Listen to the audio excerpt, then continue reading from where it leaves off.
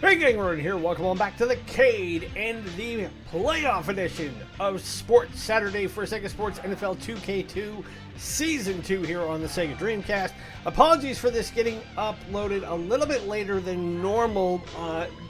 My usual schedule for Sports Saturday obviously is I get these pre-recorded and get them posted by midnight. We're unfortunately during the time of the year where as things are getting warmer in my particular neck of the woods, it's a hit or miss situation where I'm usually fine 90% of the time, but it's right around the time of the year where everything starts blooming, and last night Mother Nature let me know, hey, allergy season has arrived. So I was able to finally get medicated up and stop sneezing long enough to be able to get set up to record this episode. Otherwise, I would have been talking like this for the entire thing, and I don't think nobody would want to listen to that. So, as I said, we get the divisional playoffs underway now that we have clinched the number one spot in the postseason for both conferences, but it did come at a heavy, heavy cost because we are missing J.R. Redmond, our starting running back for the rest of the season. He is out with a torn hamstring. So we're going to have to make do with Kevin Faulk as our primary running back, and we're going to have to do it against the Miami Dolphins, who in the actual 2002 season missed out on the playoffs. It was a three-way tie at the top of the NFC East between the Patriots, the Jets, and the Dolphins, and it was an overtime loss in the last week of the season against New England that got the Dolphins run. So, will we have success against them this week and move on to the AFC Championship game where we will face either the Jaguars or the Chargers? Let's find out. Time to get cracking.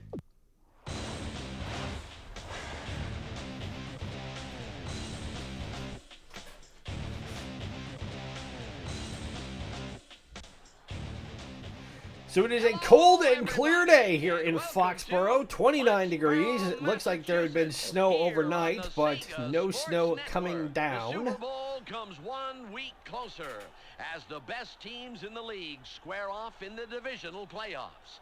Dan Stevens here, and with me as he has been week in now, and week what out, we were able to the one and do only in Peter the O'Keefe. regular season finale against the Dolphins was we did manage to get enough done through the air and on the ground before we lost J.R. Redmond to secure the win. But Let's get started. whether or not we're going to replicate that against what is a pretty strong Miami defense today, I genuinely don't know. And we may well be in for a much bigger challenge than I anticipated before last week. Now, it begs the question, if I knew we were set up to run as well as we did, and we had the best record in the league locked up, why did I choose to play my starters? Why did I not sit J.R. Redmond out? Fair question. Honestly, I didn't think about it. It was one of those where I was like, he's been cruising through the entire season. He's been, for lack of a better term, bulletproof. And we were able to do what we wanted to against pretty much every other team we stood in front of, save for the Indianapolis Colts back in week 4, when they handed us our only loss. So it is Ray Lucas under center again for the Miami Dolphins, and this one went nowhere, but there's a penalty. We'll see what it is. We'll be holding against the Dolphins. We're going to decline this because we already dropped them back a yard. I'd rather give them the loss of down, or we do 1st and 19 at the 9. Correction, we will accept that one. We'll force him to go through the air because Ray Lucas is not, and not to be confused with Ray Lewis, the Hall of Fame linebacker for the Ravens. Ray Lucas, L-U-C-A-S, is not the greatest passer in the world. And that one was knocked down incomplete. They were looking for a Rondé Gadsden, who I've talked about before. Interception there, Dan. There were guys all over the place out there. That was not a smart throw, Peter. Ball on the 9. So now it's 2nd and 19.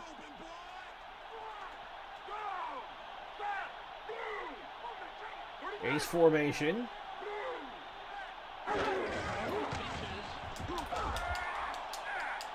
And Tabaki Jones held him up just long enough for Gardner to get there and bring him down. Actually, I'd give the whole defense, and that makes it 3rd and 19. Who was the running back today? They have Ricky Williams on this squad, but they're not using him. That's Rob Conrad, the fullback. Ball on the 9. So 3rd and a mile. Out of the shotgun, Williams there in the split backfield along with Conrad.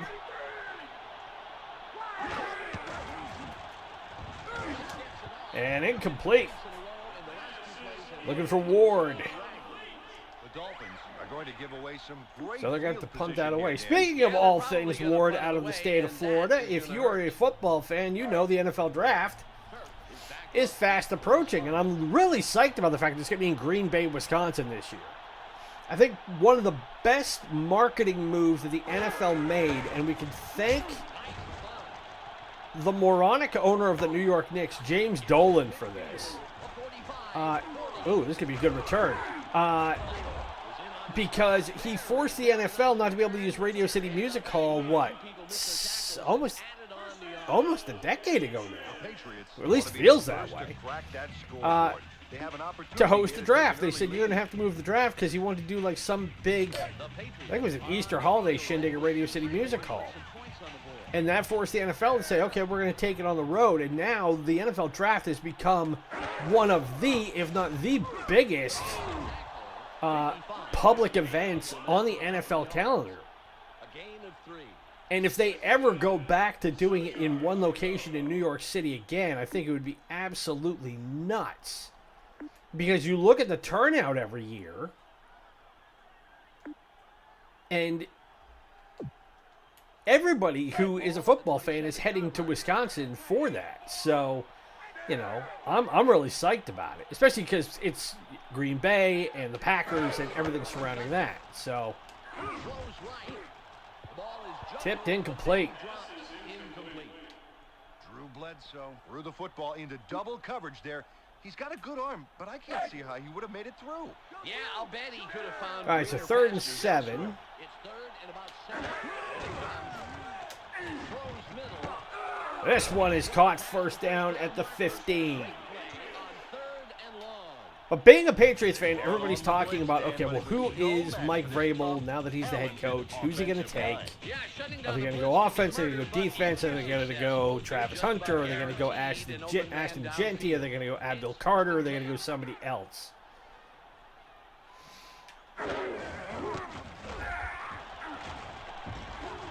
Whoa, Faulk broke one tackle and another tackle. He should have been pulled down at least a couple yards behind the line of scrimmage. He picked up a hard scrabble 7. I like that.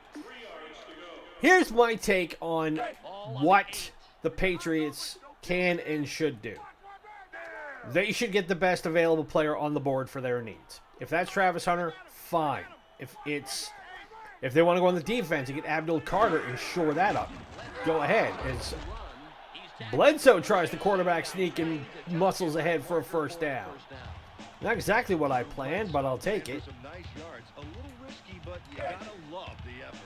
You know, I understand all the appeal around a guy like Travis Hunter in that he can play both sides of the ball, but he's made it clear if he doesn't get to play both sides of the ball, Faulk is in for the touchdown.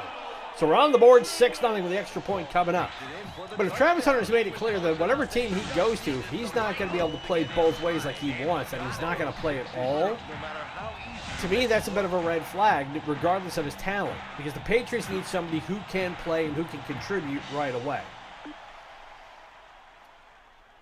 Having somebody like Ashton Genty in the backfield to back up Drake May, not a bad idea.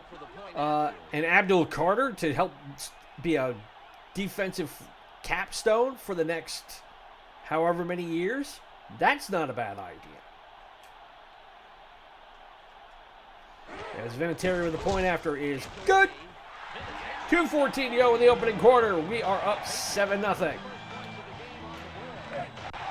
6 plays, 30 yards in a minute 55, capped by the 5-yard scamper by Kevin Faulk. What interests me about the draft this year for the Patriots, as it should for most NFL fans,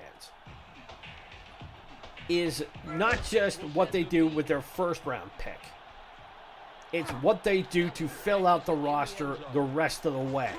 And that's something that the Patriots, under the Belichick regime, save for the first couple of years when he was not making all the player personnel decisions, was not good at. And history bears that out. And I'm not afraid to say so for that very reason. Yes, they won Super Bowls. Yes, they still maintained the dynasty. Yes, they were a perennial playoff contender with Tom Brady and the free agents they brought in. But if you look at what they did predominantly in drafting talent, Bill Belichick was not good at it. He just wasn't. As Oronde Gaston made the completion and almost gains the first down. He didn't have to work hard for that one. Ball on the 27. So it's 2nd and 1.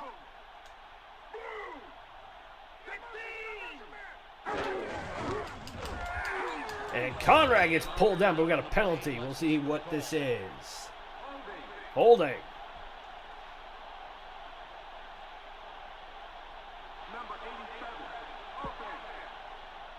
This one we're going to back it up and make it 2nd and 11 rather than 3rd and 1. Their play fizzle out, and on top of that, they get a penalty.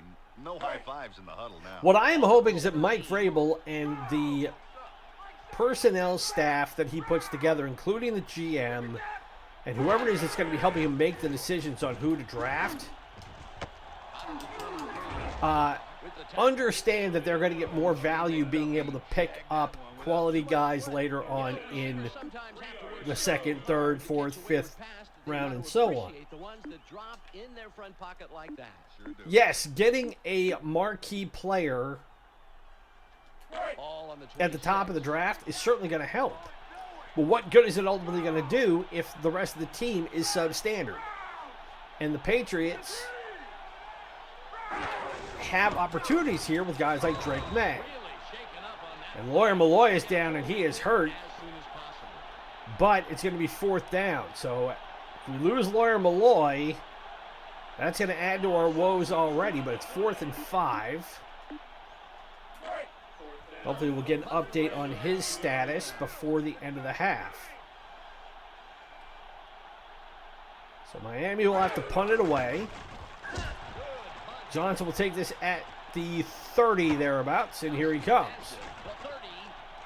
Kicks to the outside, breaks one tackle, breaks another tackle, gets up near midfield across the 40. The Patriots will have a fair start. That's the kind of field position they were hoping for. The Patriots are on the field after the punt. They're up 7-0.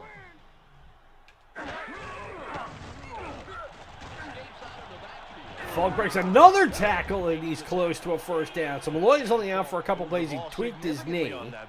So that's a good sign. Now they've got time for the pass if they want to. They are in the driver's seat. So I love the fact that Kevin Faulk can take that first hit, bounce off a guy, and still recover and get upfield. He's got the 1st down, and we are right at midfield. Yeah, the line is really punching some holes for him. All he has to do is pick return and go for it. So let's try and go to the air on this play. I just want to try and get a short conversion.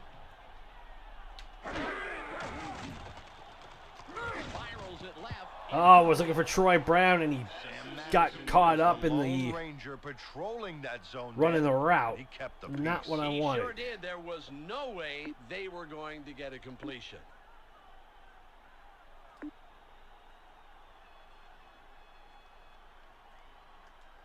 Second and 10.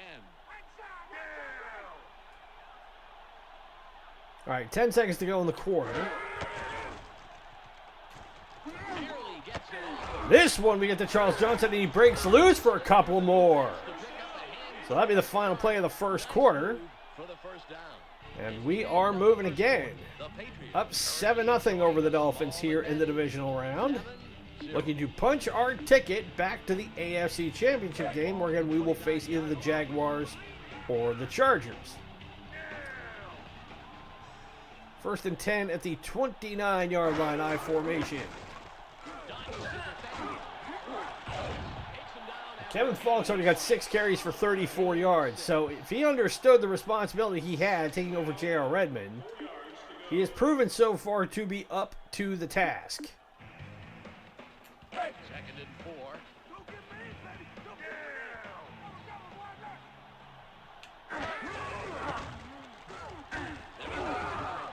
And he's got enough for the first down.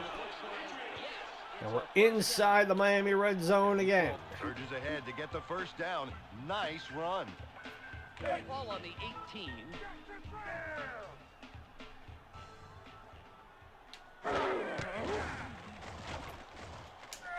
Oh, I couldn't get the ball away in time. Jason Taylor, the Hall of Famer, there with the sack and a loss of 11. I saw Lucas moving. He made his cut, and I hit the button to throw it, and it was too late. And that's the risk you run with a guy like Jason Taylor on the other side of the ball.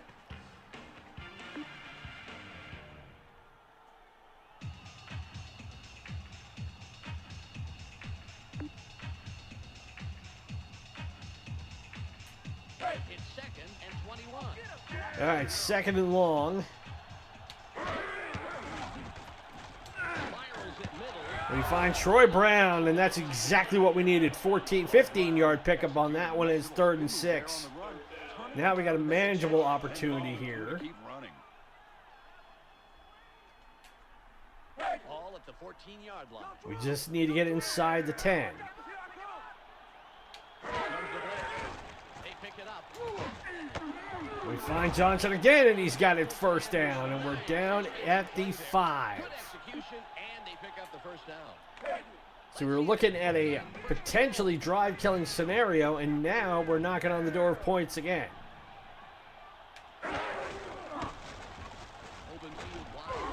And he's in! Kevin Faulk, touchdown number 2 on the day. We extend the lead to 13, I think, with the extra point coming up. Good blocking up front.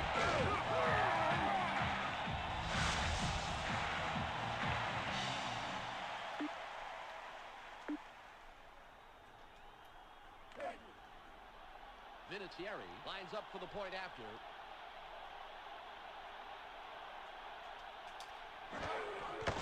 And it is good. 2:57 to go in the first half, and we now have a 2-possession lead, 14-0. 10 plays, 59 yards, 3 minutes, 5 seconds, capped by the 5-yard touchdown run again by Kevin Faulk. Vinatieri is back to kick it away. Good kick here. Kelly catches it. The other thing I'm looking forward to with the draft being over and done with is all the mock drafts that are out right now. It goes to show you how many guys think they understand how football works based on whatever statistical models they want to throw in there. But then you look at every year who could have gone to which team, who was available and didn't get picked up, and then who goes on to have the better career. And yeah, you look at it and you think, okay, hindsight's 20/20, sure. Second and 10. But it's also not hard if you're a scout and you're a player personnel guy to find people and potential draftees. Oh, that should have been picked. Threw right to Ty Lund. He didn't even grab it. Managed to be a one-man thunderstorm in that zone. And they pass him by. Any shot at a completion. And I always think about how, and obviously everybody's looking right now to see where Aaron Rodgers is going to go. And you think back to when he was drafted now nearly 20 years ago and how he dropped in the draft and he made a huge stink about it. Well, as you can see here, his completion It was great drama for the NFL Network and the teams at the time. But I also go back to thinking about when Dan Marino didn't get drafted in the highly celebrated class of '83, which is still on the short list of the greatest first-round draft bonanzas of all time.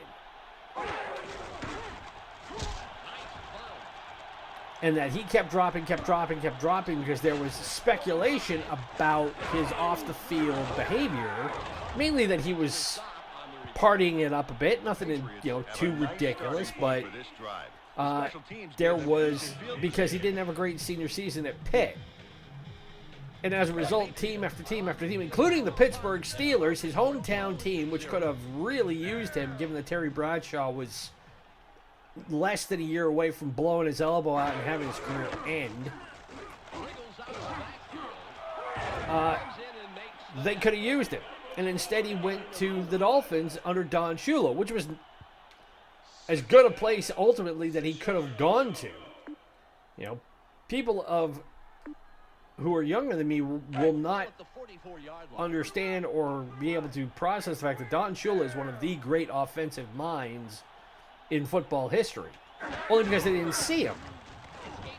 Not saying they're stupid, it's just that you had to have seen how he was able to adapt and evolve over the decades that he was the coach in Miami.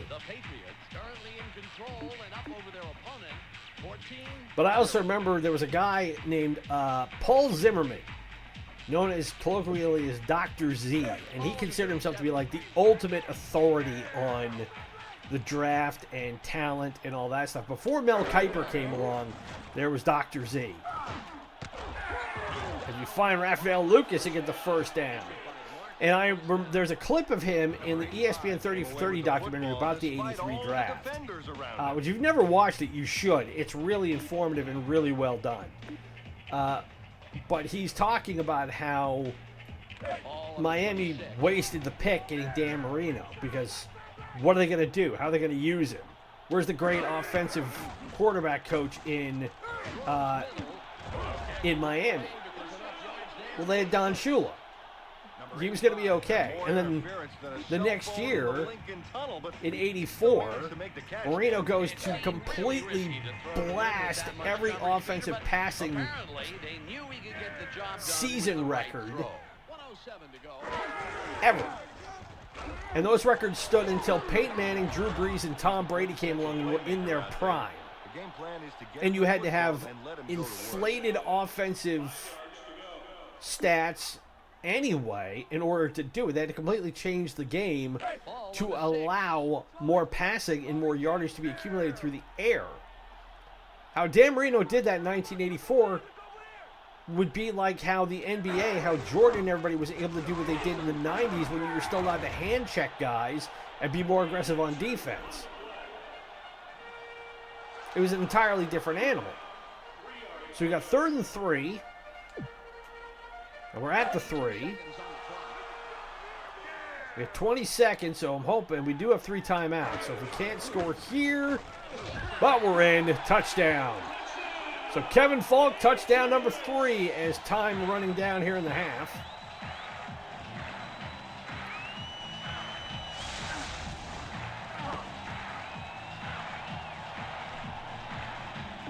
And the one sad thing for the Dolphins is really that in the now 40 years since the advent of Dan Marino, they have been trying their best to find Dan Marino Mark II. And they've never really been able to find him.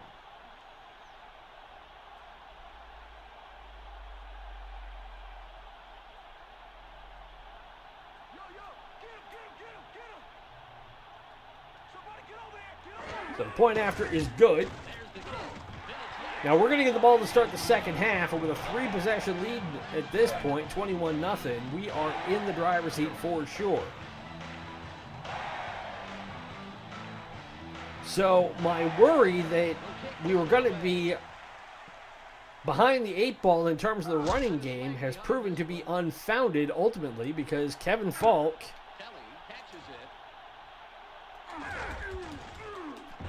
has been making up for the absence of J.R. Redmond, who, again, was a 1,685-yard rusher in the regular season. He was the offensive bell cow for us the entire way.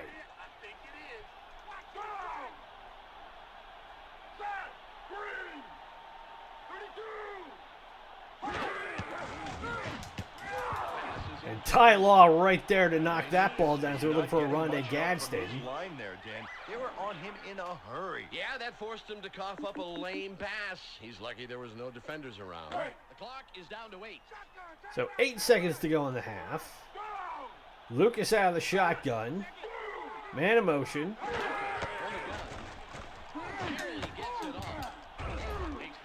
And we got the Gadsden again, and they're not going to get this play off, so we're going to hit the locker room up 21-0 over the Dolphins. Again, with the winner moving on to the AFC Championship game. So overall, we did really well in that first half. Did well in the passing game, 68 yards. Did better on offense, 69. Had the ball 3 times longer, 7.5 minutes to 2.5 minutes. Perfect on third down percentages, and outdid them in first downs 9-1. I'll gladly take that.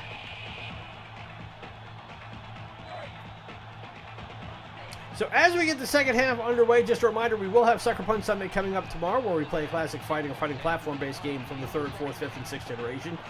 And we will see the return of our one-day playthroughs on Monday. We're going to do those for a couple of weeks, along with WTF Wednesday, which we've already restarted. Uh-oh. Kevin Faulk, somebody's down in there hurt. And that is Polk, not to be confused with Kevin Faulk.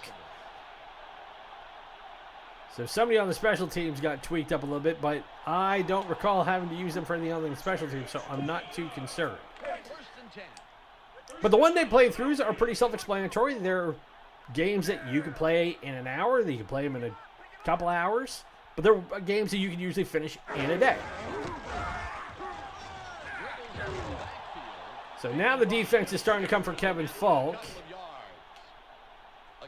Which means we're going to have to adjust our strategy here. Ball on the 27. But 2nd and 8, so I just need a short pickup.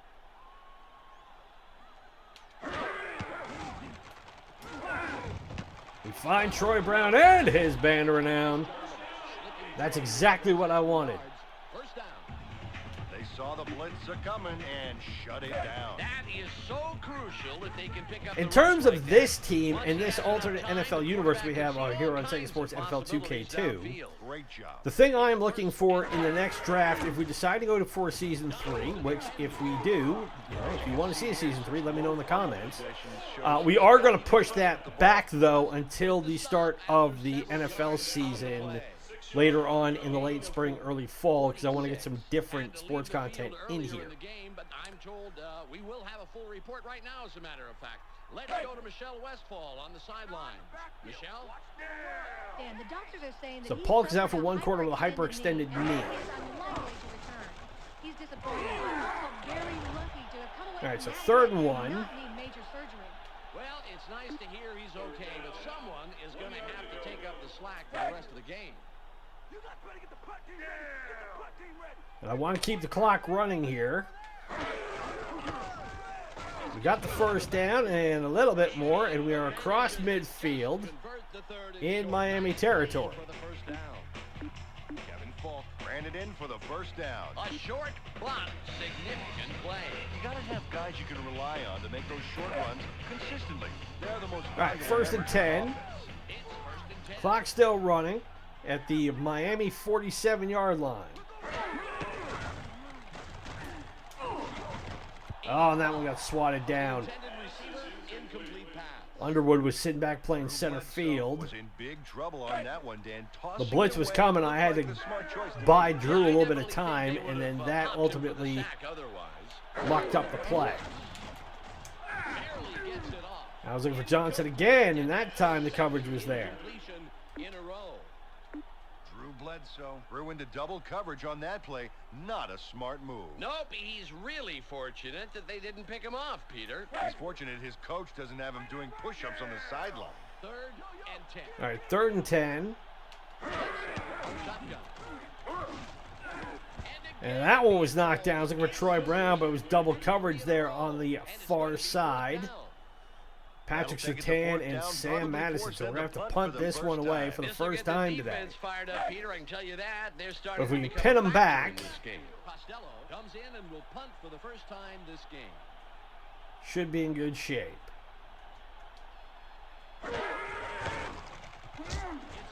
Oh, this is looking good.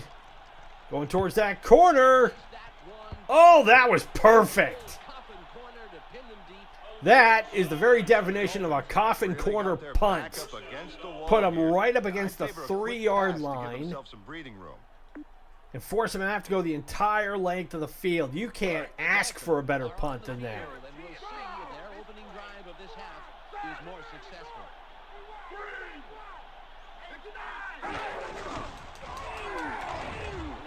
And they hand off to Conrad, and he goes nowhere. Back to the line of scrimmage. And don't yield an inch.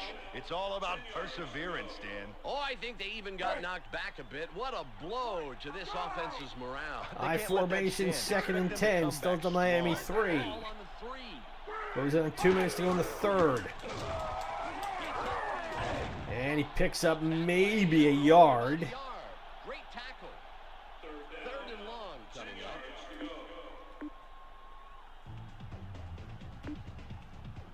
All at the 4-yard line. They're going to still mark it as 3rd and 10.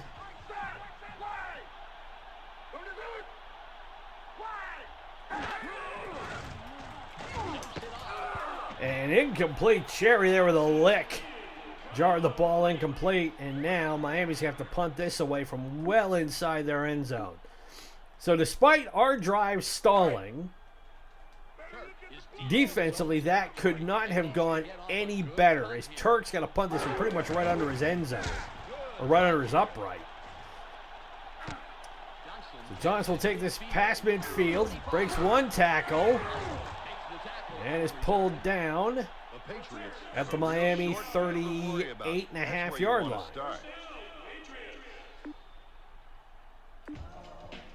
So we're not in terrible shape here.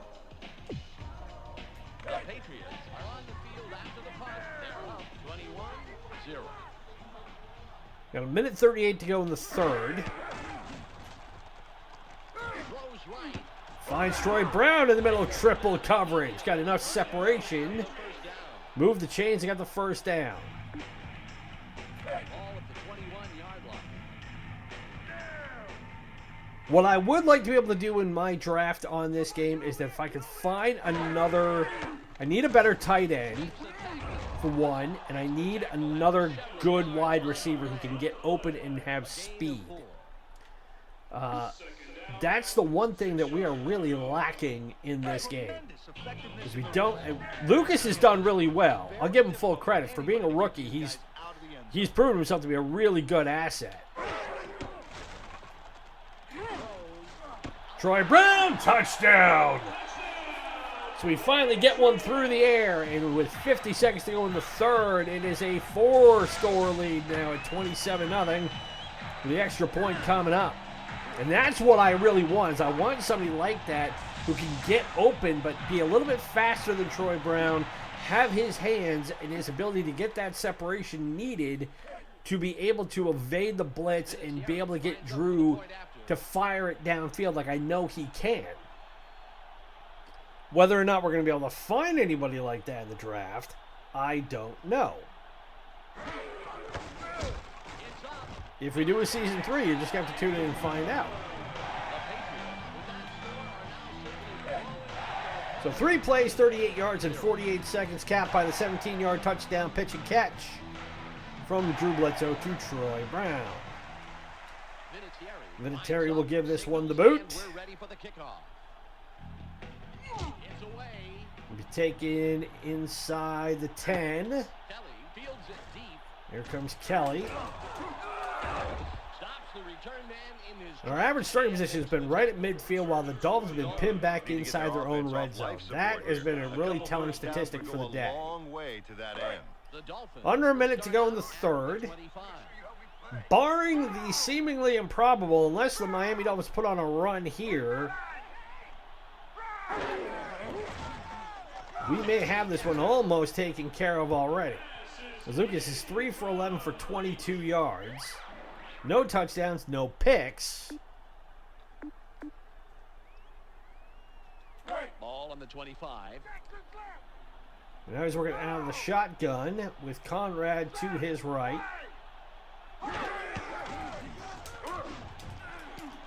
And went for it and incomplete. It was Lawyer Malloy, who's back on the field after tweaking his knee in the first half. That kind of vice-like defense can really squeeze out some bad passes. Would have loved it that had been a pick.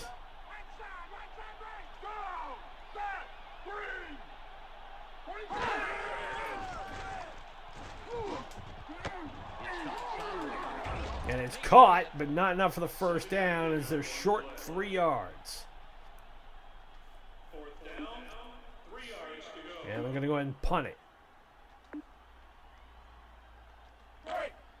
Turk will punt it away after a 3-and-out. So the question is, will Turk let the clock run down? Will they just punt it away now? They'll just get it away. Here's the punt. Johnson will take this at his 28-yard line. Here he comes. Kicks to the outside. Up near midfield again. Breaks 2 tackles, not a third. With 1 second to go in the quarter. It is 1st and 10 at our 47-yard line.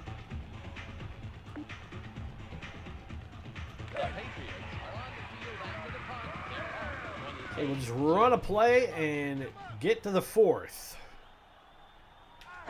Rutledge in motion. And he breaks tackle, picks up 2, and that will wrap the 3rd quarter. So, 15 minutes to go here in Foxborough. And it's 28-0 Pats over the Dolphins.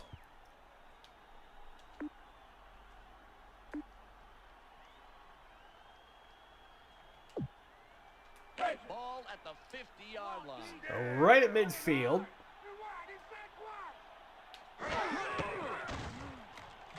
Barely gets it off. And gets it to Johnson, first down. As we've seen, the quarterback is delivering some great passes to his receivers. So buying Drew enough time that he can find the open receiver downfield, and that is a really good sign. Because we're not having to rely on Kevin Faulk quite so much here in garbage time. He picks up 3. He's closing in on 100 yards. He's at 93. And I do want to keep the clock running here.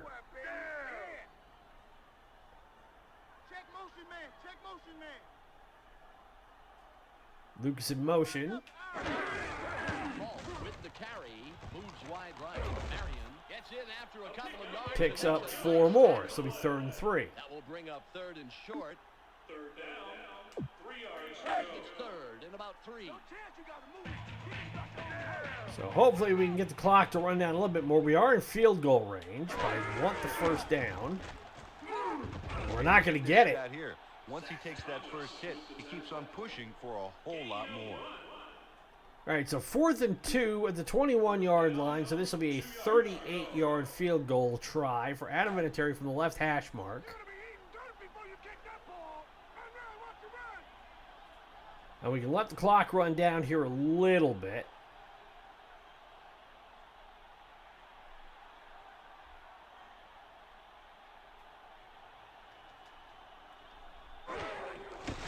Kick is on its way, and it is right down the pipe. So tack on 3 more off the foot of Adam Vinatieri. 6 plays, 31 yards, and nearest makes no difference, a minute and a half.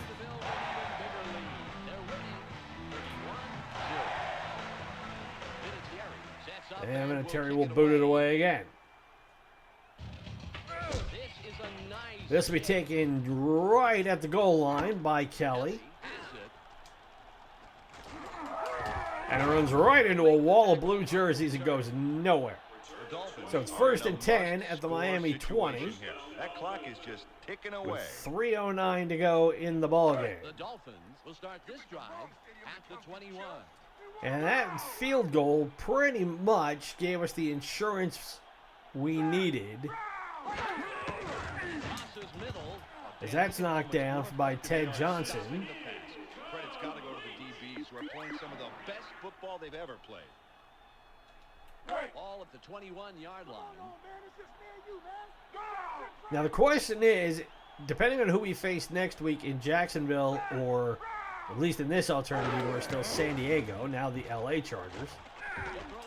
As Lucas got hit as he let that ball go, it'll be 3rd and 10.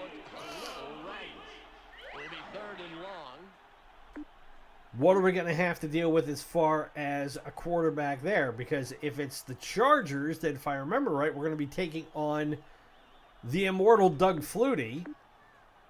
3rd and 10.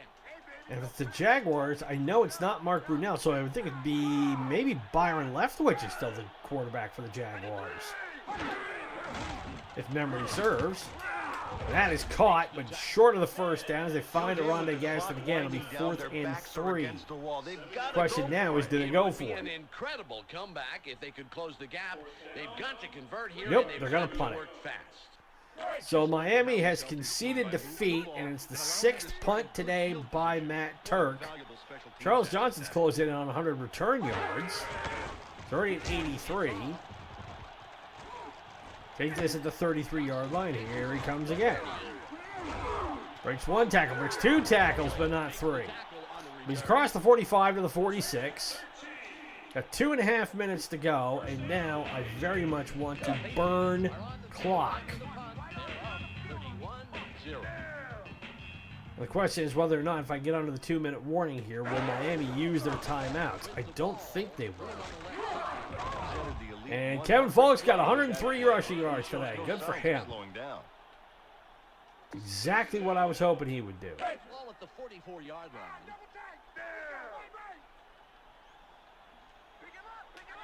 Now we go to Edwards, and the fullback will rumble ahead and get forward progress enough to move the chains, and that will take us to the 2-minute warning. Drew to get the first down. Nice run. We've reached the 2-minute warning.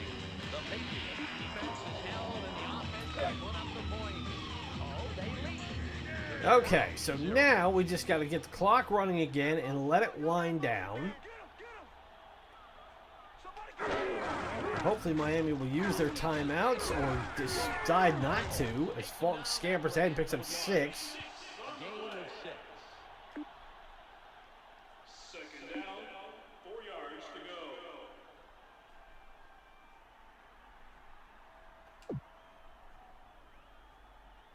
The clock shows 1:39 left. All right, I want to run one little pass play, just try and get a quick completion here. Keep the clock going, keep the chains moving.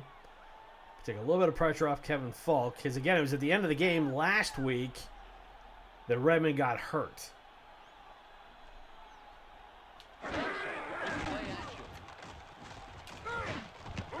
Oh, and Brown had it, got hit, and lost it. All right, so that stops the clock, but we're still at 3rd and 4. He should renegotiate his contract so they pay him by the finger. 1 minute and 14 seconds left on the game. Escapes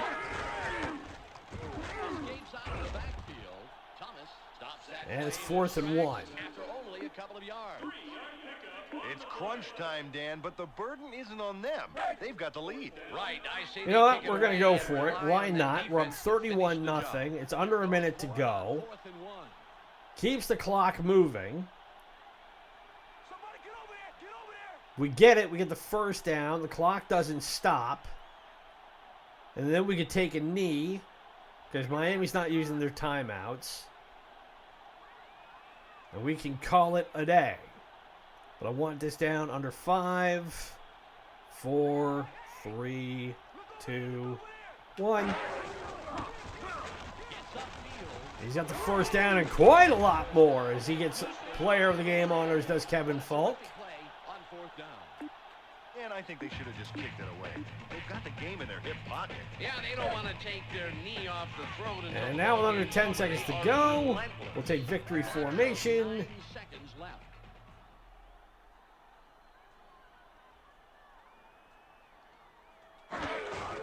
And that is it.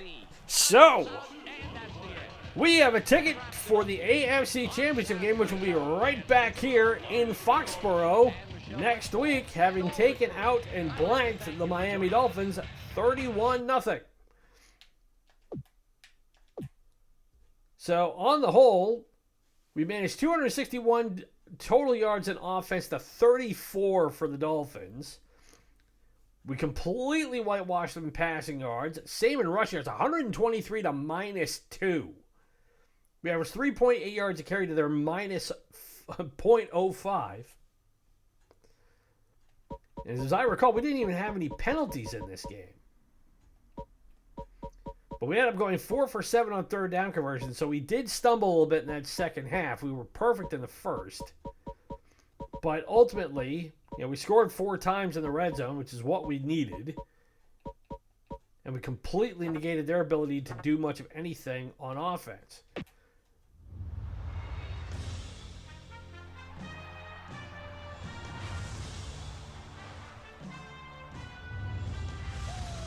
So we are the AFC East Division winner.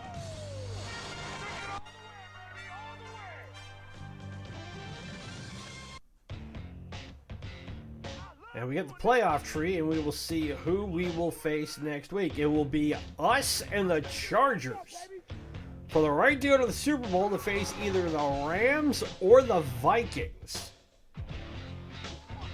Interesting. Okay, because it was a slobber knocker down in California as the Chargers beat the Jags 42-35.